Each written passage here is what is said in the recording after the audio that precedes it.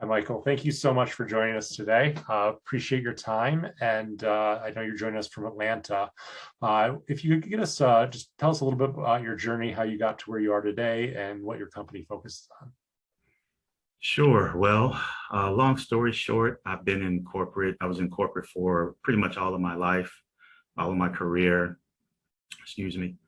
And I was at a pretty good company. I was at Google and really enjoyed the people, the organization there, but I wasn't in the right role. And I said to myself, I don't want to work for another company. I'll either find something internally or I will start my own business. I've always had an entrepreneurial spirit. So I had been collecting emails from franchises for a number of years. And I just said, I'm going to go through all of those emails. And I must have looked at over 100 businesses and narrowed it down, got down to 3, and then finally landed on PMI. It's a property management organization franchise. And the way I got there is I've had rental properties personally. So I kind of knew a little bit about it. And I figured if I can do it for myself, then with the system, I could scale up and do it for others, essentially. So we're a full service property management organization. The franchise has over 20,000 doors across the US under management, several billion in assets. And we essentially handle the entire life cycle for rentals, from tenant screening, background checks, job verification, et cetera, marketing the property, doing all the accounting, issuing owner draws, handling maintenance, evictions, et cetera. Wow, that's awesome. And overall, are you positive or apprehensive about the current state of the market? Well, the housing market is definitely a lively one. It's a weird one right now, right? Yeah. It's transitioning from across the nation from a seller's market to a buyer's market. And that's making it a little bit better for the masses, of course. And when that happens, owners tend to pull their properties off the market for sale and they put it on the market for rent, since they can't get what they would normally buy, what they would normally fetch for it, or what they would like to. So that in turn helps my business out. There's more rental properties, more people looking for rentals, and I've benefited from the increase in home rates and rental rates over the last couple of years as well.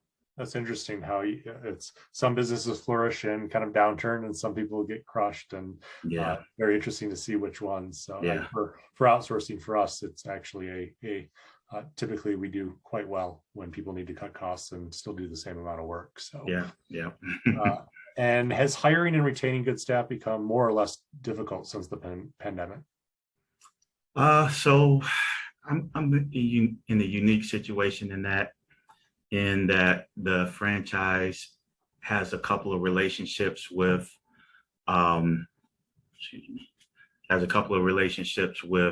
staffing agencies who are familiar with our processes and programs. So as I build my portfolio, I can pull from those resources that are a little bit more readily available than I would say in the overall market. And they're familiar with our systems and things of that nature. So I'm a little bit insulated from what's going on in the market because of that relationship with the franchise. Makes sense. And looking toward kind of your sales and marketing, do you feel like there needs to be a lot more impressions to convert business than previously, or is it easier? Since I'm relatively new, I still haven't gone through, I would say, a full cycle to see, what really drives the leads in the generations. But what I'm seeing, it does appear to be times where it picks up more than others. For some reason, I haven't quite pinpoint it yet. But as of late, I've gotten more churn, more solid leads, and it might be because the market is turning. But I haven't really had a chance to sit back and analyze that quite yet. No worries. And then kind of on an operational standpoint, would you say a lot of your processes are clearly documented and kind of for your recurring activities in your organization? Getting there. That's one area that I think there was some improvement in my onboarding process. We had processes defined, but they weren't really synced together well. So I'm in the process of, putting in an operational system, a customer CRM, customer relationships management system, things of that nature myself. I had to, drink from a fire hose initially and get all this information and see how it all works. Now I'm in the process of putting it together. Now I got an understanding of how it flows. So that's yes normal. And no is not quite there, but and literally the first phase is just getting things operational and then going back and optimizing them after they work. Are they working optimal? Chances are, but that's just normal part of it. That's not anything out of the ordinary. Yeah. And how do you kind of decide and track your KPIs? Again, I haven't really gone to that level yet. I have very basic goals that I set for each week. And it's just do I hit it or do I not hit it? And then I look back and see, okay, what didn't I do according to my plan that may have resulted in me not reaching my goal? Yeah. So right now it's I broke it off into very small, manageable chunks at this time until I get momentum and going. That's a great structure, and we use it's called Traction, or Entrepreneurial Operating System, from EO, Entrepreneurs Organization, and we found that to be very helpful, especially when you have a lot of, as you scale and as you grow, what's called level 10 meetings every week, where you go through kind of the issues, the to-dos, the rocks for the 90 days, and having that organization really helped us synchronize across different time zones, across different countries, and making sure everybody's on the same page. But even on a small one, it's very valuable. And then what would you say your biggest market prediction is for the upcoming year?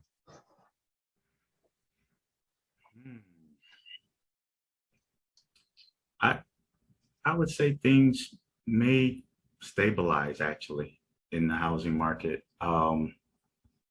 And with the rates flattening out, I think they kind of creeped up over the last couple weeks. I don't know about creep. They launched. Well, they definitely jumped, and then they plateaued, and then here recently they kind of creeped up just a little bit. So it looked like it was flattening out for a second, and then it just started to tick back up here recently. So I think, we're going to have a cool down of the whole housing rental market for the next, I guess, couple of years. The thing is, when people stop buying, then construction stops building, and that doesn't help the situation with the housing. I was curious, because I feel like there's still pent up, there's still not enough supply. There is kind of artificially in certain areas, right? Right. So and how have you seen now the work from home kind of affect that as well? Have you seen any differences? Work from home as far as productivity? Or? Yes. Well, now people are actually needing, if they needed an office space in their home, they're kind of buying things that are valued more in locations. They don't necessarily have to be next to work. So I think they have more options as well, I would assume. I just didn't know if you saw that as well. Yeah. That might have been, I think, an early trend or fad, but I think the prevailing driver is that a lot of people have been priced out. So even if they wanted to move, because they're more flexible with their work situation, they haven't been able to, because either they've been priced out or no availability. That totally makes sense. Well, Michael, thank you so much for your time. I really appreciate the insight and really wish you the best growing the business. Thank you for your time. I appreciate it as well.